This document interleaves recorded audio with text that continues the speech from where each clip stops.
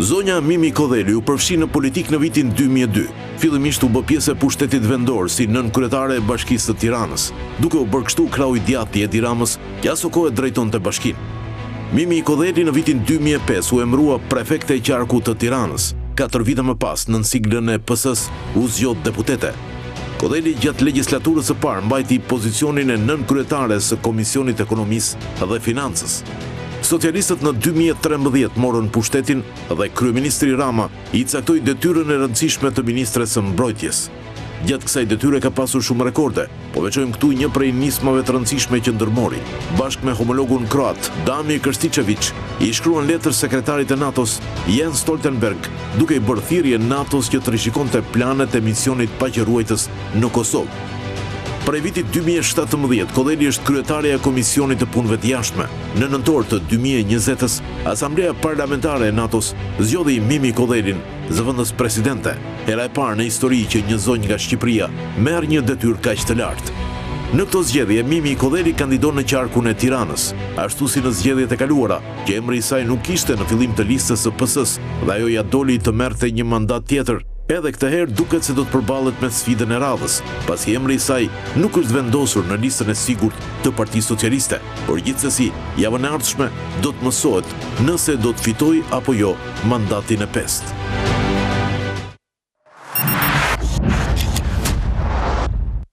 Mirë mbrëma Zoja Kodheli.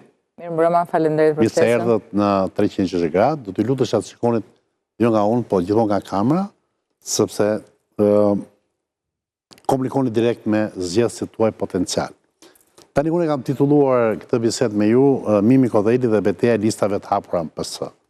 Sepse në fakt në strategjinë e kryetarit të Partisë Socialiste, kryeministit Rama, një pjesë e, siç e ka justifikuar, e kandidatëve për deputet, cilët nuk kanë eksperiencë politike të dur, të cilat duhet të jenë, po themi, filizat e ri, fidanet e reja të partisë, të futen në listat e sigurta, pra ato numrin e 12 parët, ndërkohë që për diferencën do ketë një betejë shumë madhe midis jush që jeni deputet dhe politikan, po themi një eksperiencë shumë madhe politike. Tani, është saktë kjo betejë e listave të hapura apo në PS apo e kam egzageruar pak? Besoj që e ke egzageruar pak, Zhej, sepse betejë e listave të hapura në fakt nuk është një betejë vetëm në PS, është një betejë në çdo listë të hapur. Jo, a keni me njëri tjetër, kam përshtypjen. Pra, do të thotë socialistët me socialistët kush të marrë vota njëri tjetrit, duket sikur. Jo, ideja e kodit zgjedhor ka qenë e tillë që maksimizimi i votave duhet dhe mund të vinte nga betejë e listave të hapura. Jo domosdoshmërisht rezulton 100% e saktë kjo gjë, por gjithsesi gjykoj që ka përmirësim, do të ketë përmirësim në rezultat, edhe për shkak të kodit zgjedhor me listat e hapura. Pak po e sigurt. Kështu që është një betejë, si çdo betejë elektorale, me pluset dhe minuset e veta. Kode elektorale zgjedhore perfekte nuk ka zbatime perfekte të kodeve zgjedhore elektorale, dhe kjo në fakt është gjëja për cilën duhet të përkujdesemi më shumë. Se si do ta zbatojmë ligjin, jo cili është ligji, tashmë është fait accompli, ligji është atje, edhe jemi në fund të fushatës normalisht. Qartë. Zakonisht, dhe një pyetje kam unë, pasi do të lejë zonjave, në këtë moment, zakonisht algoritmi është ky që unë e konsideroj si algoritmi përmbysur. Për shembull, njerëzit që japin më shumë, kanë dhënë më shumë kontribute politike, partijake, që kanë më shumë eksperiencë, janë njerëz shumë të nevojshëm për strukturat drejtuese të partisë, dhe ato ruhen. Më kujtohet ka pas qenë një digjitur dikur monument ruhet nga shteti. Unë do thëja, ju jeni një lloj kuptimi monumenti që duhet ruheni nga partia dhe futen në listat sigurta në mënyrë që t'ju ketë për parlament, për debate, për artikulime, për komisione, për shumë gjëra. Jo, algoritmi Ramës është që juve që jeni më të vyrit, paktën nga ana eksperiencës dhe volumit politik që jeni edhe në gjithë të vite, juve jeni prapë në det të hapur. Mendon Rama gjykon që ju jeni shumë të rinj akoma dhe keni energji të pashteshme që mund të bëni, si thua, betejën deri në votën e fundit, dhe në vendet e sigurt ka marrë shumë rioshe të cilët se ka parë njërë betejën elektorale, se mos i mësoni keq këta. Të them të drejtën, nuk di të jap një përgjigje të plot të komentit tuaj kompleks. Di t'ju them që personalisht e kam filluar betejën time duke bërë 2 garat forta për Bashkinë e Tiranës si staf i Edi Ramës dhe e kam filluar betejën time personale në një kod zgjedhor majoritar, ku kam garuar aso kohe kundër Bamir Topit, nënkryetari i Partisë Demokratike në atë kohë dhe njëkohësisht kryetari i grupit parlamentar të PD-s. Kjo është gaveta që unë kam gjykuar për shkak të eksperiencës personale që duhet të bëjë çdo njeri. Thënë kjo, gjërat ndryshojnë, ka një dialektik tjetër sot, megjithatë unë kam drejtuar 2 herë qarqe, pra kam që në krye të listave dhe një herë pjesë e listës sigurt, betejat i kam bërë njësoj, sepse mendoj që përgjegjësia ime politike, shoqërore, kushtetuese po të doni, është kaq e madhe dhe kaq e ndjerë sa pavarësisht se në cilin pozicion rri, vazhdoj të bëjë të njëjtat beteja. Kështu që për mua është pothuajse indiferente fakti nëse jam në një listë të mbyllur apo në një listë të hapur. Ndërkohë që mund t'ju them që kam kërkuar në një mënyrë të drejtë për drejtë, jo indirekte, që të mos jem në listë të hapur sepse kam menduar ndjerë sikur gati do të ishte një ofendim për mua, duke qenë një person me kaq eksperiencë gjatë politike, do t'jetë e mundur që të mund të dalë në krye të listës grave të paktën dhe ta fitojë edhe këtë betejë siç kanë fituar edhe të tjerët. Shohim. Por, paralel me këtë betejë, pra betejën në planin personal si kandidate për deputetët, ju jeni deputete, mandati ju vazhdon, po themi në këtë fushatë jeni kandidate, është dhe lufta për mandatin e 4 të Partisë Socialiste dhe të kandidatit për kryeministër të së njëjtës partisë, zotit Rama. Çfarë do ishte ajo që bën diferencën? Pra çfarë do ishte kuintesenca, do në gjë më e rëndësishme se përse shqiptarët duhet t'ju votojnë dhe t'ju besojnë dhe një mandat të 4? Ka disa arsye. Arsyet janë në projektimin që Partia Socialiste i bën në Shqipërisë të ardhmes. Ka një qëllim final në fund të 4-5 viteve të ardhshme që janë antarësimi i plot i Shqipërisë në familjen evropiane dhe kjo është një ëndër e jona e gjyshërve tanë, nuk mund t'jetë një ëndër e fëmijëve tanë më. Antarësimi është në duke një fjalë thjesht, ndërkohë që është shumë çka, nuk është vetëm pasaport, është një injektim i madh parash në ekonomi, është një standardizim rrugësh, standardizim ushqimi, standardizim shkollash, standardizim shërbimi shëndetësor, standardizim dijesh, po të doni, në mënyrë të barabartë, edhe kjo besoj që do të japi një zhvillim cilësor të jashtëzakonshëm Shqipërisë, ndaj dhe votuesit duhet të jenë shumë të fokusuar tek projektimi që Partia Socialiste i ka bërë këtij rrugtimi të Shqipërisë. Sigurisht që Shqipëria për të mbritur këtu, unë kam qenë gjithmonë e opinionit që ky është një rrugtim shumë më tepër politik se sa burokratik, pavarësisht se në dukje është shumë më tepër burokratik. E kam krahasuar shpesh herë këtë rrugtim me rrugtimin ton në NATO. Në 2009, para 16 vite, Shqipëria hyri në NATO, jo domosdoshmërisht me 100% të detyrave të bëra, apo le të themi edejnë në thonjza për të qenë e barabartë me ministritë, ushtritë e tjera të vendeve të aleancës, ndërkohë që hyrja ftesa politike për ta pranuar Shqipërinë aso kohë në NATO ishte totalisht një ftesë largpamse, kryesisht e nisur nga Shtetet Bashkuara të Amerikës si iniciativë, ajo e politikës së dyreve të hapura quhej aso kohë, dhe kjo e bëri Shqipërinë të sot, e bën sot jetë absolutisht një nga aleatët më të besueshëm. E njëjta gjë që kam gjykuar dhe gjykoj që duhet ishte edhe në Evropë.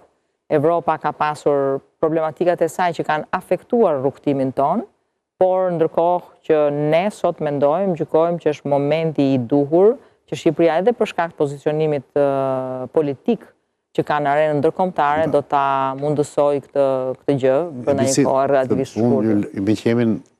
Unë kam emision në fund para elektorale dhe po lë tiratën e gjatë të plot mesazhit, po nuk më fani zonjë se e keni radhën ju për të bërë pyetje, për s'më rrit dot mendja pa për një replikë, sepse duket se keni ju ekskluzivitetin e dërgimit të dërguarit të Shqipërisë në Europë, po themi në vend opozita e sotshme, ish majoranca e djeshme e integroi Shqipërinë në Aleancën Atlantike, pra e bëri anëtare të NATO-s.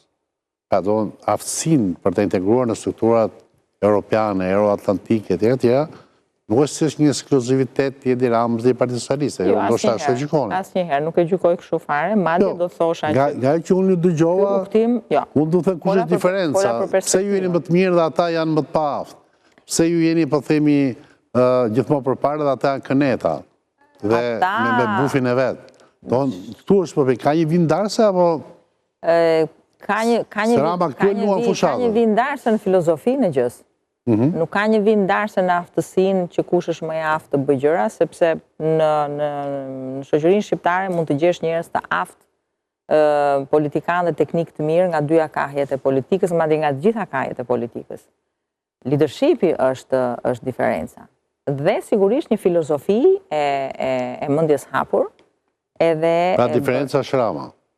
Leadershipi është diferenca, dhe sigurisht që diferenca është edhe Rama, po leadershipi nuk është vetëm një emër. S'keni në pësë tjetër ju? Po jo, ne kemi, sepse ne të gjithë punojmë për ta shtyrë këtë proces. Dhe kemi punuar ta bëjmë këtë gjë. Personalisht, unë kam... Master shefi, mastermindi... Po, sigurisht. A i është, gjithmonë. Pa tjetër. Si shofun këta tjera? Po, pa tjetër. Po, në basen e të tjera që nuk në shikojnë, zoti Zhej, punojmë shumë në hije, punojmë në Rogos, po asgjë... Shiko, populli shqiptar ka një shprehje, thotrimi mirë me shok shumë. Po, pa tjetër. Kështu që kjo është puna e një grupi njerëzish, të cilët jo vetëm kanë pasur ide të qarta lidhur me çka do të bëjmë ne në të ardhmen, ku do të shkojë Shqipëria në të ardhmen, por njëkohësisht i kanë bërë dhe detyrat e shtëpisë më së miri, se shiko, po, mund të jetë që leadershipi është atje dhe quhet Edi Rama, po ka dhe 1000 punonjës nga mbrapa që bëjnë çdo ditë një punë të lavdërueshme, të cilët mbase shumë kush as emrin nuk e di, po që janë ekspert të jashtëzakonshëm që çojnë përpara punë të Shqipërisë. Ka dhe një parlament që miraton gjithë përafrimet legjislative dhe ku ka një staf përtej deputetëve që kuptojnë dhe nuk kuptojnë nga ligjet, të cilët ndihmojnë që këto proceset shtyhen. Pra, gjëja është komplekse, nuk është bardhëzi dhe nuk është një fjali. Është një proces. Është një dialektik që për cilën sot Shqipëria ka nevojë dhe cila ka vetëm një emër, kjo quhet Partia Socialiste, që do fitojë zgjedhjet. Ka që thjesht është. Andrea? Më kujtohet kur e kam njohur zonjën Kodheli, në kohën kur drejtonte ishte nënkryetare e Bashkisë Tiranës dhe në atë kohë drejtonte Bashkinë e Tiranës kryeministri Edi Rama, sot. Ajo që më bën përshtypje zonja Kodheli është që ju nuk jeni më pjesë e dinamikës apo komunikimit publik që zoti Rama ka patur gjatë fushatës elektorale. Përmend këtu Spiro Palin, përmend Ballën, Ballukun. Ju nuk jeni pjesë e këtij komunikimi. Mendoni se me dominimin që po bën zoti Rama me listat e mbyllura ose listat e hapura, po bën një, le ta themi, një largim të butë të figurave dikur shumë të rëndësishme në Partinë Socialiste. Ndaj them që më kujtua ajo periudhë ku zoti Rama ju mbante gjithmonë në krah, ju promovonte si një grua shumë e fortë, e cila bënte një punë burrash, dhe fakti që ju thoni që po, në fakt unë mbase nuk jam parë, se paka shumë edhe përgjigjen tani, sepse ne punojmë në Rogos. Çfarë punon Mimi Kodheli në Rogos? Atyre emrat që ju përmendët të kolegëve të mi janë përgjithsisht janë drejtues qarqesh, dhe kjo i bën më të spikatur në momentin e fushatës flas. Kjo është një gjë. Nuk mund të jemi të gjithë protagonistë, se gjithse kush bën protagonizmin tek gjëja, tek parcela që është caktuar të punojë. Por thënë kjo, unë jam prej 8 vjetësh në kryetare e Komisionit Politikës Jashtme. A ishte më tepër nëse zoti Rama e ka tezën e antarësimit, zonja Godeli? Kështu që 8 vjet kryetare e Komisionit Politikës Jashtme është një pozicion, shumë publikut mund t'i thotë shumë pak kjo gjë, se publikut, sepse ekspozimi në disa sektorë të tjerë mund të jetë sot dhe ballafaqimi më Po, por retorika politike dhe elektorale duhet i japë shumë. Patjetër, pozicionit tuaj. Por shiko, disa herë kanë qenë e para gjërat kanë ndryshuar, nuk kanë qenë më si dikur, kuptoj, nuk ka më debati politik nuk është më ai i djeshmi. Mbase ha një gjykim të gjatë dhe debat të fortë, fakti që pse sot nuk përballen forcat politike me përfaqësuesit e tyre në mënyrë të drejtë për drejtë. Ka një mënyrë, ka një qasje tjetër, po dhe komunikimi me publikun ka ndryshuar. Komunikimi me publikun nuk është debati që ne ishim mësuar ju shumë e re dhe unë e pjekur dhe aso kohë të bënim në minimumin në televizion. Më shkruan një shikues më thot impostimi dhe toni i zonës Koderi është si kandidate për president dhe jo për deputete. Se e kështu do më thënë nuk je si mbi palët, je do më thënë jo në barikad, po je kështu për 8 majtës e djatës, si thush, në... Duke thënë gjithmonë që e majtë, më shkruaj me dashamirësi, do më ke një... Shikoshe, unë gjykoj që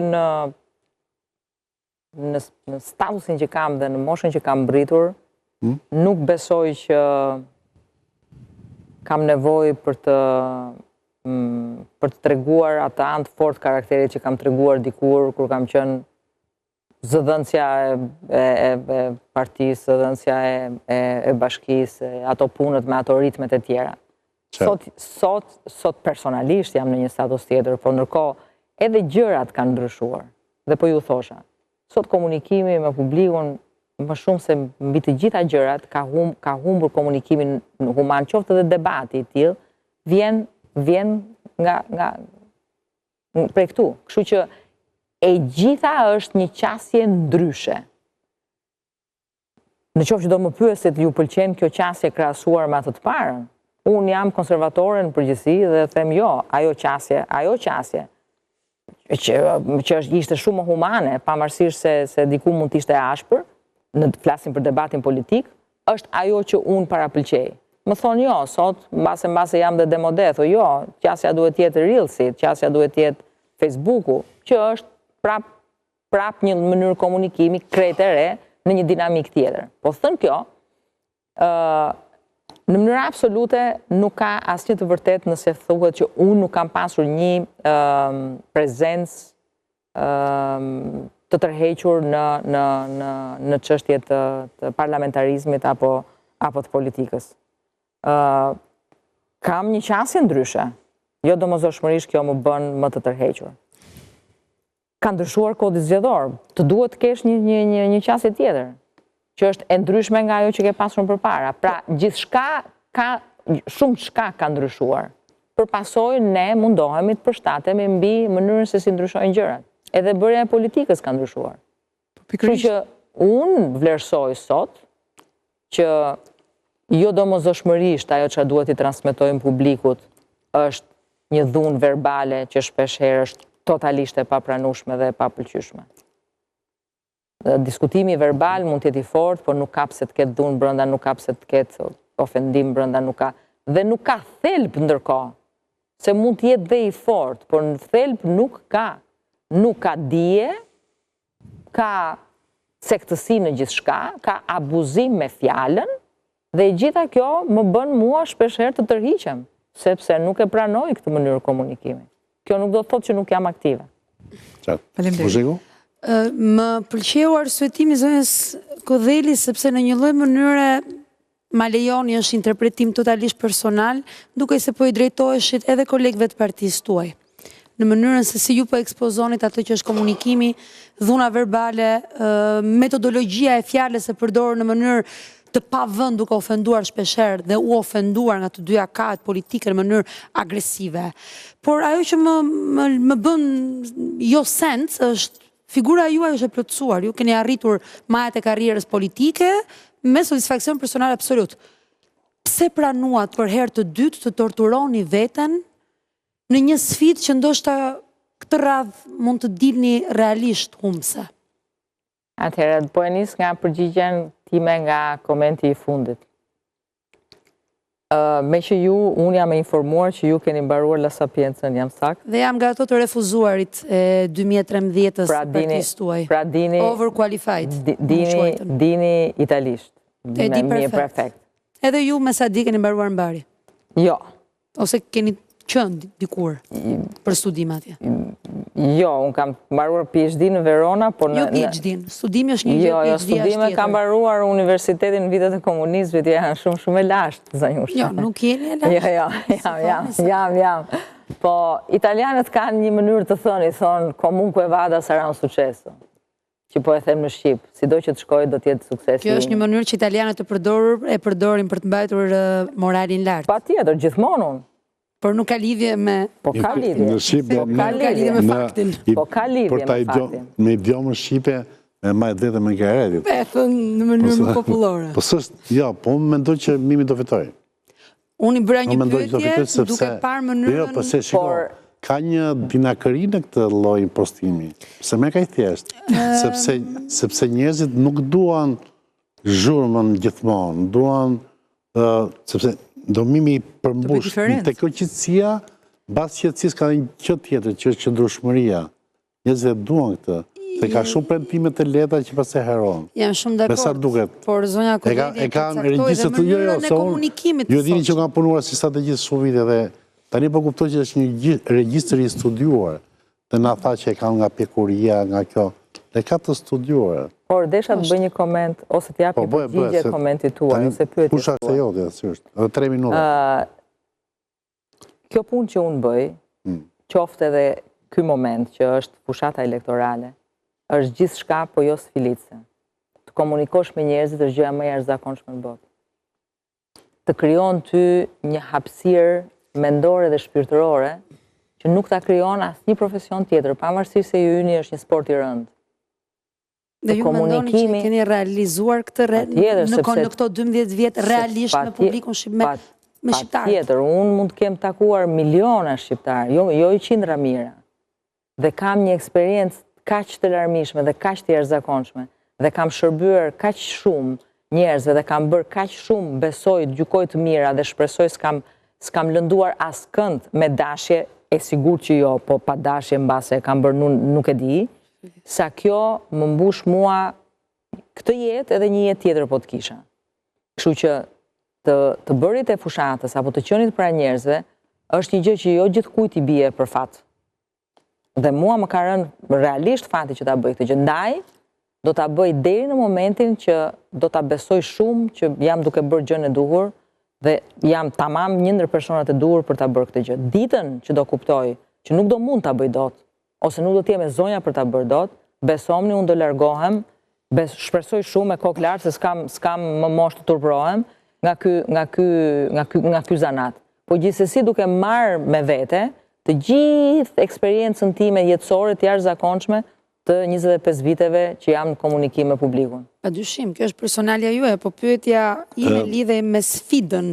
E një sfidë të dytë, jo, nuk ishte një përgjigje që ishte një sfidë e dytë në një prejardhje të vështirë. Sfidat nuk i kam problem fare. Unë kam bërë dhe PhD në La Sapienza dhe një tre të tjera, që me qënë se më përmëndi Veronë në zonja, po e theksoj. E bra si batut, pra të vëthënë është edhe një gjë që thua interist. Këtë një linguajë politikese. Si këtë politikisht. Dakord, por jemi me flasim, do t'jemi për të qënë të besushëm, do t'jemi të vërtet. Zoti Rama ka thonë, ka bërë një marrëveshje, një memorandum në Kuq.